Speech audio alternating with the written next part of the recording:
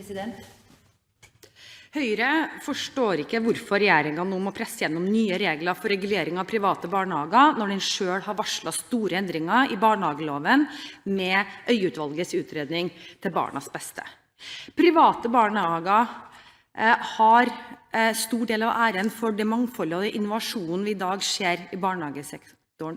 Derfor er det bekymringsfullt, sett fra Høyre sitt ståsted, at det nå oppfattes som vi har en regjering med grunnleggende mistillit til privat eierskap i barnehagesektoren, og et syn på at penger i barnehagesektoren, i de private barnehagene, ikke kommer barna til gode.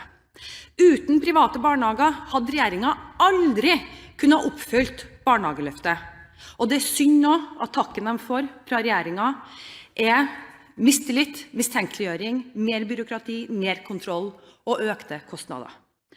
Det er ungene det går utover når styrerne i private barnehager nå må bruke så mye mer tid på skjema, kontroll, rapportering og byråkrati, framfor å følge opp ansatte og ikke minst ungene. Statistisk sentralbyrå har i sin høringsuttalelse påpekt at regjeringens forslag vil gjøre tilsyn, bearbeiding, kontroll og publisering av resultater vanskelig. Private barnehager må ha samfunnets aksept for hvordan offentlige midler benyttes i driften. I dag driver de private rimelige mange steder enn de kommunale barnehager, og i gjentatte foreldreundersøkelser så viser det at foreldre er mer fornøyd med private barnehager. Kommunene kan med dagens regler stille rimelige og relevante vilkår om drift, selv om regjeringen feilaktig skriver noe annet i forslaget som er lagt frem for Stortinget. I dagens forskrifter kan kommunen redusere tilskudd til private barnehager om bemanning er for lav, eller eier har tatt ut urimelig utbytte eller godtgjørelse. Regjeringen har selv et generelt inntrykk av at de private barnehagene driver godt, og at eierne er opptatt av å gi tilbud av god kvalitet til barna. Ja, det er det regjeringen sier. Allikevel så innfører de altså skjerpede dokumentasjonskrav for alle private aktører. Høyre ser at det kan være et behov for å styrke regelverket på visse punkter, men det behovet bør balanseres, sånn at man unngår unødvendig byråkratiske regler.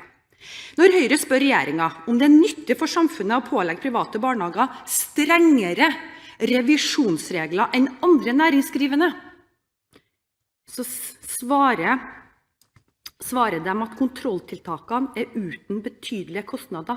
Det er jo bra at kunnskapsministeren sender ut nyhetsbrev med Kristins mattetips, men dette forslaget innfører nå et regime som påfører private barnehager betydelige kostnader til revisjon som andre næringsdrivende nå slipper med regjeringens forslag.